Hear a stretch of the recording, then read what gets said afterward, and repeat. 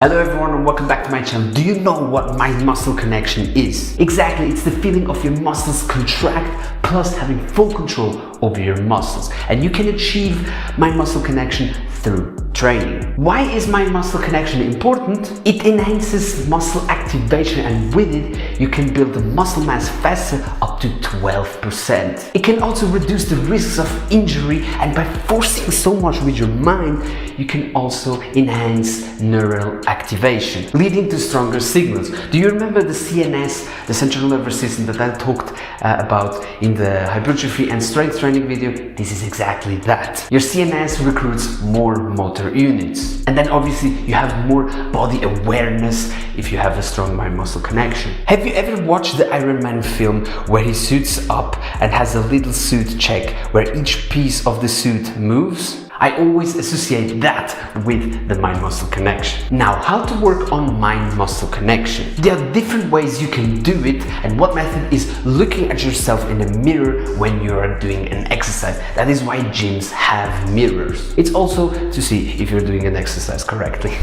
The second method is to imagine yourself doing the exercise and really focus on the muscles that you are going to engage. My recommendation would be to focus on isolation exercise and not compound exercise. The reason behind this is because with compound exercise you have a lot of muscles engaged, and that requires a good mind-muscle connection and experience with mind-muscle connection. And isolation exercise, you will focus just on one muscle, and that is better for you to concentrate. I love to do chest squeeze, where the exercise where you really squeeze your hands together and then you extend your arms with the intention of touching your elbows with one another. Try this exercise, and if you have some experience with mind-muscle connection, you will definitely feel your chest. And if you're completely new, you will also feel your chest. Maybe not that strong, but you will feel it. By the way, if you want to learn how to bounce your chest, this is a great exercise to learn that, especially if you do it in front of a mirror. I would also say a third method, which is training in general and hoping to be sore the next day. Because being sore allows you to understand which muscles you trained. Sometimes we are sore of muscles that we didn't train, but in theory, the muscles you train should be the sore ones.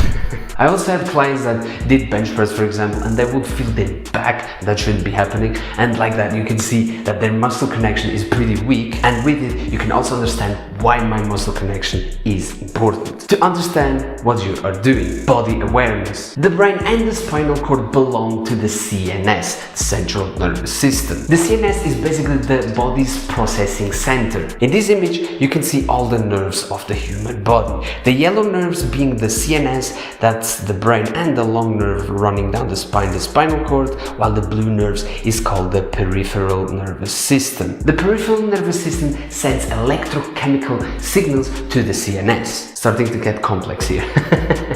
An easier comparison is like a logistics company. I pressed my finger on my hand, and now the peripheral nervous system sends the signals to the spinal cord, and from the spinal cord up to the brain, and it signals how much pressure I'm causing. The brain receives that info and then decides what to do. And now if I decide to remove my finger, now the peripheral nervous system sends new information to the spinal cord and then up to the brain that there is no pressure anymore. And it works all like that. You can have spontaneous reactions to get away from harm. Have you ever burned yourself? You have that instant reaction, and it's exactly that what happens. To understand better how the CNS and the PNS works, you can watch this animated series called Once Upon a Time Live. I think it's a French animated series from 1987, so it's a long time ago, and obviously with the years past, new studies came after it, but it's a great series to enlighten you how the human body works. Our body is like a mystery box. A lot happens and we don't even know about it. Now back to the sore